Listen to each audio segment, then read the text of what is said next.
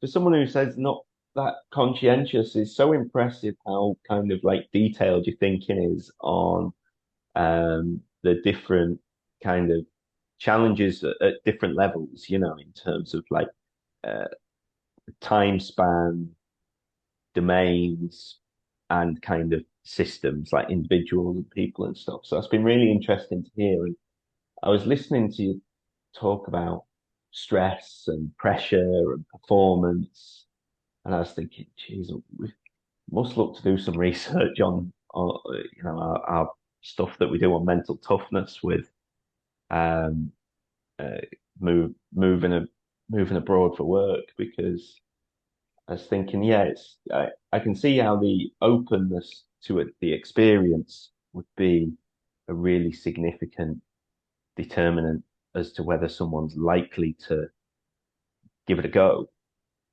But then it's kind of their relationship with stress that will Mm, determine the success they make of it. So we have a four C's model: challenge, commitment, control, and confidence. And I think, yeah, the openness is sort of it's linked to, I suppose, it's stress appraisal, really kind of seeing the stress as a positive, something that you can grow from, taking a sense of ownership, bit of control, feeling that you have the capacity to do something, is confidence, and then being able to stick to something when actually not everything goes to plan early on. And that part there, I was interested. Then you must have had experiences where people have moved, started something, everything seems good, um, and all the prep is done. Because I'm guessing all the prep is sort of done for the initial phase when you're there. Do you get many incidents then when kind of people hit the bumps in the road, maybe a month or 2 or 6 months later, uh, and how do people kind of manage that successfully? mm. Yeah. Yeah, well, I just, as you were saying that, I was sort of reflecting on some of the experiences I've had. Yeah, again, going back to when I first moved to China, I was saying it's 5 month rent that's required to find somewhere to live. And I didn't have that much at the time. I think I'd spent it all on sort of traveling and stuff, or spent it on the plane journey. So I kind of turned up kind of thinking things will be a little bit cheap, but they weren't necessarily that cheap in the sense that I didn't have that 5 months. So I was kind of clutching straws a little bit, like looking for these Airbnbs to live in. And I remember I had an interview that I was going to, and my belt wasn't fitting properly. So I tried to make a hole in it with a pair of scissors. Mm. And when you can kind of preempt something bad's going to happen before it did. Yeah. I sort of slipped on this belt, and the scissor went straight through my hands and cut into my finger. So without sort of being graphic about it, I had to go to the hospital. My medical insurance wasn't in operation at that point, so Ah. I was thinking, well, how much is this going to cost me? And I'm in a number of hospitals. A lot of these hospitals weren't taking finger victims, if you like, for some reason. They were like, no, no, you have to go to another hospital. And A finger Beijing, hospital.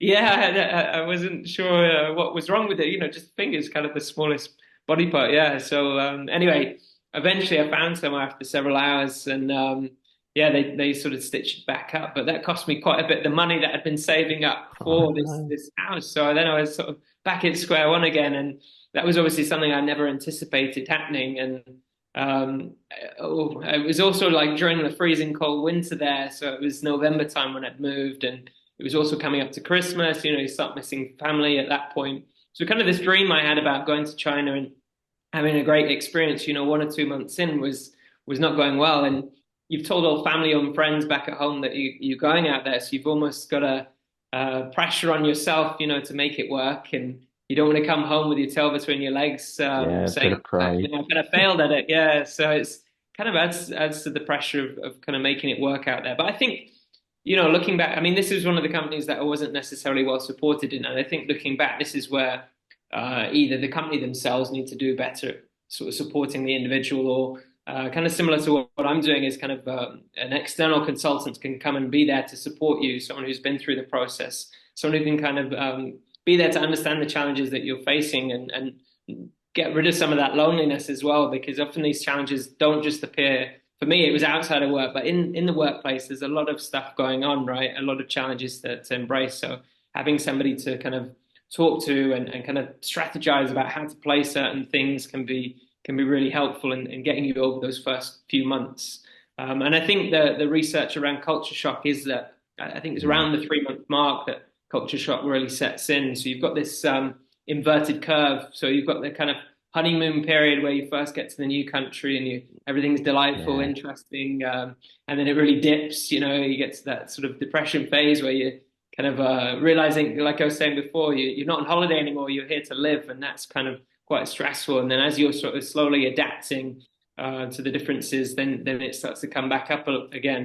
And then the last phase, I think, is the assimilation, where you fully kind of embrace the culture, and that depends again on the culture you're going to.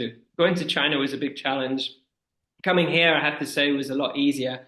Just the language, for instance, being able to speak English quite readily is a bit. yeah, And obviously, having those experiences before kind of, I guess, develops your mental toughness in a way, right? To the point where you can kind of get into these roles a bit more easier. Yeah, I'd be curious to know kind of from your aspects, kind of the research that you perhaps looked at around mental toughness about moving abroad or anything international. Is it something that you could potentially develop whilst away and kind of be more resilient to moving different places over time? I can hypothesize, yeah, but we don't actually have any data on it. Just a quick aside, because I just thought of it while you were talking there about the language thing and stuff. I remember I know it was 2005 because we were watching there was a good Ashes series for any cricket fans in 2005. Yeah. Um, a friend had moved out to Prague, and a bunch of us we went out there, and on a Friday we were watching. I think it was a Friday. We were watching the Edgbaston Test that England won by 2 runs in that series. Anyway, I have a good memory for sport, nothing else. Um, but there was we were sat in this bar all afternoon while he was working, and he finished work at 5, and he came to see us, and we'd been getting on just fine ordering drinks. That was pretty obvious from the look of us, and he said, "Oh, we'll get some drinks." It's like, "Yeah, yeah, sure." And we went because we had a table, so we went just to sort of call over to order, and he went, "No, it's okay, I've got this." And he went, and we thought, "Oh, geez, he's only been here a few months. He's gonna speak Czech. This is impressive." And top of his voice, he goes, "5 beers, please." And we went, I mean, we could have done that. Yeah. How do you think we've managed for the last few hours? But sorry, that's an aside. But yeah, I could make a hypothesis as to an impact type because we have quite a bit of data around mental toughness and other different types of transitions. Mm. So transitions between whether it's school kids going from primary school to secondary school, they don't do that too well. Equally, the transition from secondary to tertiary education often hits the ones who are kind of just more sensitive to the context, really, whereas sort of mentally tough, you're less affected by change and new stresses, things like that.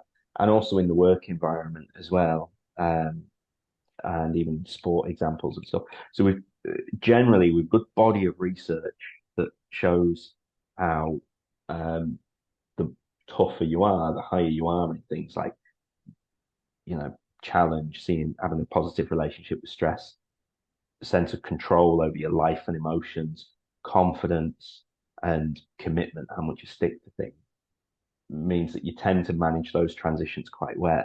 So I would Mm. expect that would happen, but I'd be very interested in doing a bit of research if you want to help pull together a sample of participants. Yeah. Yeah. What I think was really interesting, what you're saying, what I admire about how you were saying that there, Nathan, was um, your experience when you went to China. You hit some significant bumps in the road, but your immediate reflection on that was um, we need to do something to support people more. And I think that speaks to your character because there are plenty of people out there who would go, I did this tough thing and I managed it. So Mm. you know, get up and get on with it. And uh, and what I really admire about that approach of thinking we need to put supports in place is that mental toughness, that's capacity to manage stress is is not necessarily related to talent.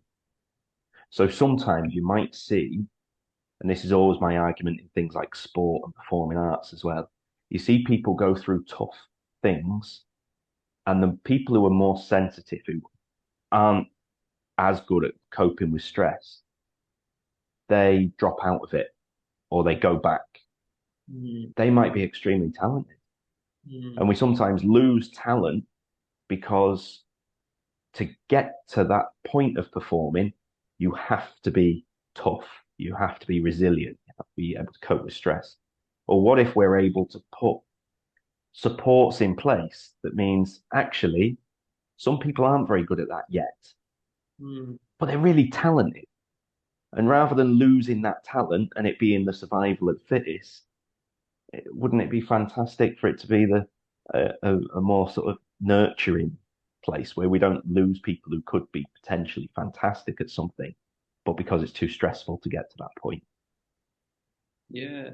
Yeah, no, this is super fascinating. I think, looking at the research as well, going back to expats, I think one of the things that companies tend to do, not saying all companies, but some their basis for sending someone abroad is on talent. It's on the Mm, fact that they've done well in their company back in the UK, for example. They're a high performer there. That doesn't mean to say that they're going to do well whilst abroad somewhere, especially, like for all these factors that we're mentioning. And so what ends up happening is they send this individual abroad, kind of on the faith that they're talented, they're going to work out well, and then of course something happens, they don't get on mm, with that environment. So then they either go back, which costs a lot of money, or they leave the business, and then you've lost a talented individual who, mm, if had been better supported initially, would have had better chance at sort of succeeding. Or if they'd have sort of hired and selected based on, as you were saying, like mental toughness or something that can predict somebody's ability to kind of cope with that challenge abroad, then that would have been a better way to kind of ensure that they're retained and that talent is kind of kept within the business, but also thriving within the organization abroad. So I think that's really interesting that you mentioned that, because I was just thinking that's one of the common reasons why a lot of these international assignments don't mm, work out, is they're often measuring for talent and expecting that talent just to work automatically somewhere else, but that's not the case. There's so many other factors that sort of contribute towards this. So, like you say, support systems are really important. Understanding an individual's sort of yeah. capacity at that point as well, to kind of bloom and do well abroad is also very important, and to make it a successful expatriation process. Same thing going back as well. I think that's again, to tie that repatriation challenge back in. Mm, I think that's something that again needs supporting for similar reasons. That's another challenge that nobody's really faced before until it happens that first time, and that's often where a lot of people leave the business. So if you're not supporting at that point, then you're really wasting sort of some of the ROI there. yeah. Yeah, I think some of that is extremely interesting, Nathan. Um, I'm just going to loop back to something that you spoke about earlier. You made a comment about the people entering the workforce are nowadays looking for more fulfilling and more enjoyable work. Having been a member of the entering workforce many, many years ago, I would say that's no different. They've always been looking for fulfilling work. It's just the opportunity hasn't been there. 50 years ago, you would go and work for a giant corporation, a big car company, or there's a company called ICI that nobody knows about anymore that used to employ hundreds of thousands of people, and that's where you went, and you got sucked into a system. But you also made an interesting reference. I think you were also talking about aspects of intrinsic motivation, because if you talk about intrinsic motivation, about being giving people autonomy to do a job, giving them mastery, giving them a sense of belongingness, I think all of that ties into, well, aspects of your flair model and aspects of the 4 factors in, what a company should be doing to look after its people. So I think it's an interesting set of connections there, and we might even put mental toughness at the heart of that, because you're right. Mental toughness can be a diagnostic, but these days we talk about it more as a vehicle for self-awareness.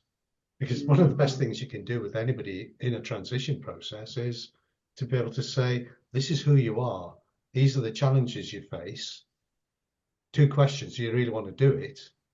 And if you do, what are you going to have to do to optimize that opportunity?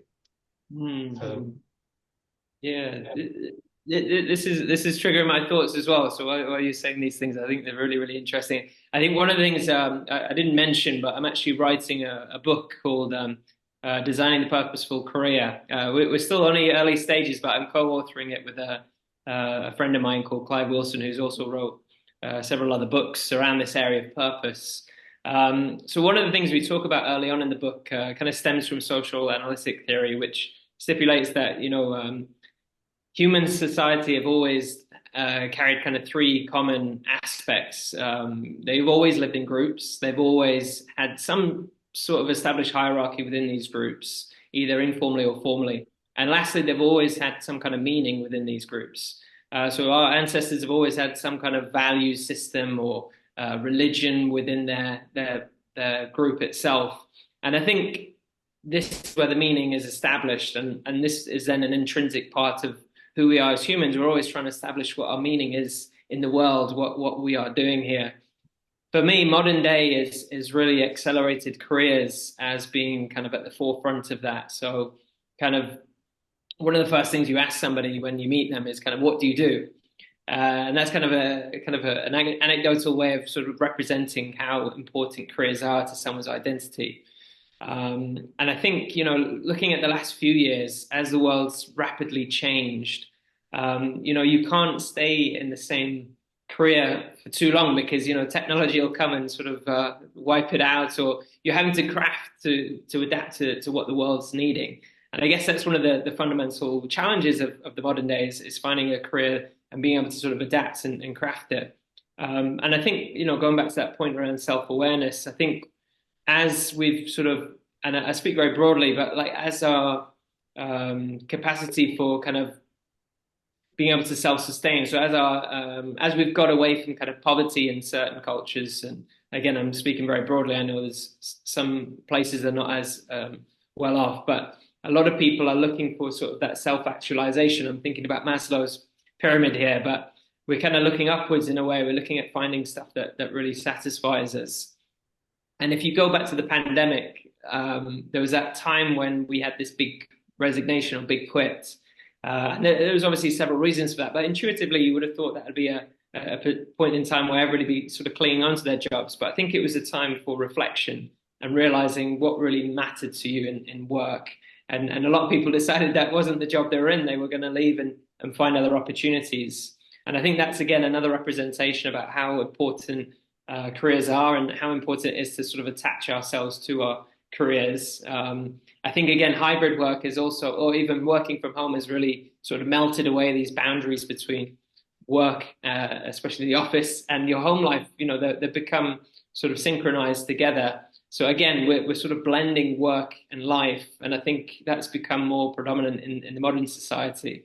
So yeah, understanding yourself is really important, and understanding exactly what you want from a career and what's going to motivate you to kind of perform well. And of course, that will perhaps change over time as well. Like maybe you'll at one point want this type of career, maybe in the future you'll be valuing something a lot different. And for me, one of my philosophies is the more people we can get into meaningful work, the better people will perform, which will then drive society and solve a lot of the world's problems. So sounds very kind of high level, but that's kind of one of the things that I think is important for the work I do, is trying to help ensure that people are getting into workplaces, succeeding, and then that has a positive effect all round. Well, I think John and I would concur with that, because we've just produced a book called Who Cares Wins, which captures pretty much what you just said. So that was good.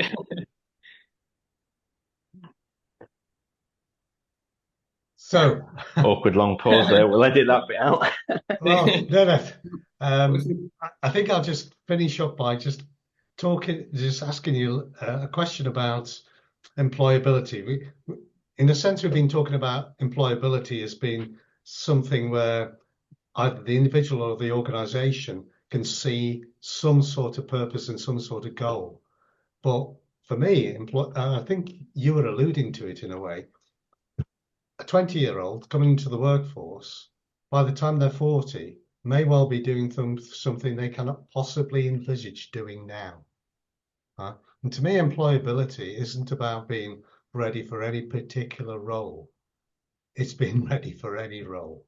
Mm-hmm. And I think that is where a lot of our work with John in the mental toughness concept, because that's about a mindset and a mental approach to the challenges ahead.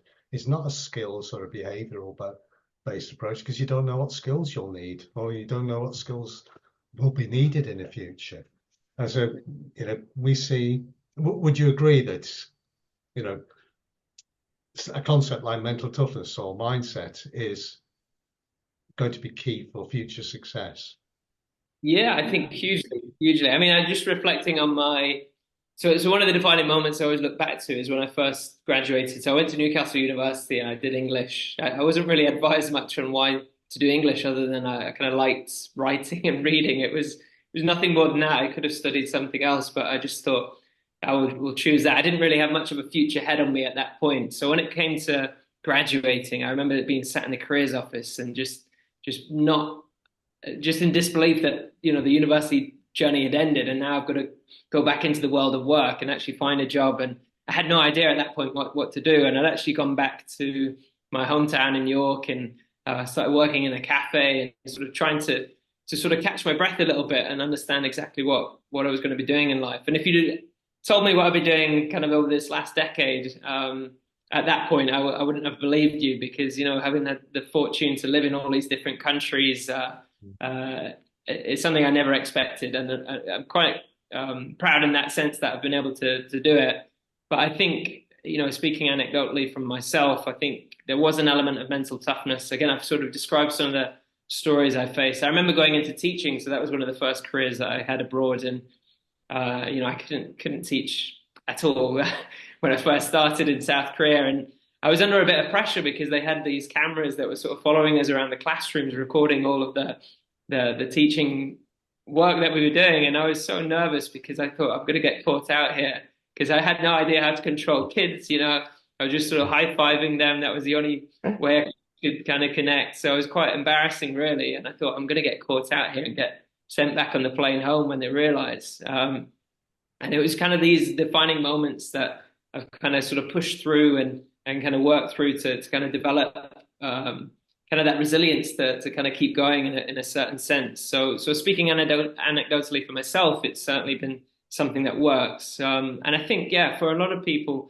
especially again, going back to the fact that, the world is changing so rapidly these days with AI coming onto the scene, you've got to kind of adapt. Otherwise you get kind of left behind. As cruel as that sort of sounds, it's about adapting. And I think that's where mental toughness can really support you to kind of succeed if you're able to kind of be resilient to these changes and kind of think ahead about what might be coming. This is where sort of vision comes in, trying to anticipate what might be coming down the road and try to sort of navigate yourself into good positions. In my book, I talk a lot about happenstance. So we're talking about, finding and generating your own luck. Because a lot of the world's kind of wins come from these lucky situations, but you can you can drive that luck by getting yourself into opportunities, by talking to people, by listening and learning, and through that, then you can navigate your career to places that you want to get it to. So I think again that kind of comes back to sort of adapting and being resilient. And I think, as you're saying, Doug, mental toughness will be a really crucial component in terms of adapting and ensuring that you're kind of keeping up with the world and thriving, because as you're adapting and kind of being resilient to these different changes, a lot of people won't be. And that's the kind of competitive nature of employability as well. You've got to sort of be ahead of others in the same game. So trying to get yourself ahead of the field is not going to do you any harm. So I think it will be an important aspect. Yeah. What are your thoughts on this as well? It'd be good to hear them. Well, it's somebody who started life. Well, my first job started in 1969. So that's some time ago. The world of work has just changed dramatically. I mean, in those days, I mean, I didn't even choose, a bit like you, I didn't choose my degree. I went to study biochemistry because my teachers said I was good at biology and chemistry. Never checked about my interest. I wasn't interested in it.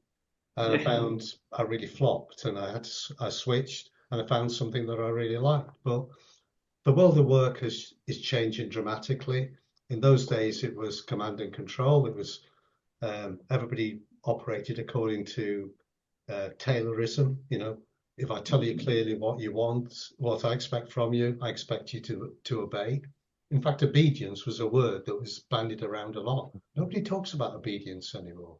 And so we're on this transition. Not everybody's gone all that way, to sort of a much more engaging society. And that's why we're quite interested in finally has intrinsic motivation landed? Do people finally understand what it is and how powerful it can be? But, you know, in our work, we still come across lots of organizations that come sit there and say, I've got a horrible workforce. I want you to show me how to make them do what I want them to do. And you go, all right, this is the 1950s all over again. So, you know, but I see mental toughness as a key ingredient in this because, as you say, there's so much change happening so fast. And it isn't really about just allowing the more mentally tough to survive. It's about enabling everyone to be the best version of themselves that they can be. And that's the economist in me coming out. Because Yeah. if you're going to build a better society, a wealthier society that can benefit everybody, you need everybody contributing, not just the few who will make it anyway. So, you know, I have a fundamental belief and passion about the concept. Yeah, yeah, and I was thinking again, Doug, as you were talking, intrinsic motivation, kind of thinking about expats. A lot of expats come out for the external extrinsic motivators. You know, the higher Yeah, packages, you know, financial, maybe less tax. yeah, You know, yeah, it's all of these type of rewards, and then they end up working in jobs that they're not really enjoying, but they're doing it for financial reasons, and sometimes working ridiculous hours. Sometimes working like inauthentically. You know, they're against their inner principles, if you yeah. like. They're working in cultures that they don't really enjoy and get along with well, but they're doing it all because of these external motivators. And sometimes we need to take a step back and realize what's important, what's going to make us feel fulfilled in that work and sort of drive us forward. And sometimes those flash jobs with high pays are not the ones that you want to go for. You want to go for stuff that's more in line with your intrinsic motivators. I thought that was, yeah, just a thing that you triggered when you were talking. Lovely. Well, I think that's a great point at which to stop. I mean, so it's really been interesting listening to you because you, as John said, you're extremely thoughtful. You're very structured in your thinking too, which is a big benefit. A lot of people would appreciate that. But you've also got a wealth of experience, and you know, and you can apply that experience to the way you've approached it, you know, thoughtfully. So it's extremely valuable. I love your stories. I think one of your two of your stories are a little bit scary, especially the finger story, but they all bring a point to the podcast. So thank you very much. I really appreciate all of this. No, thank you Great. both. I really appreciate it. Doug, John. Yeah, I've really enjoyed it. There's plenty more stories to tell. I guess some of them are probably better if, for offline, maybe down at the pub rather than on the podcast. We'll save them ones. Brilliant. Perfect. Cheers, Nathan. Thanks a lot.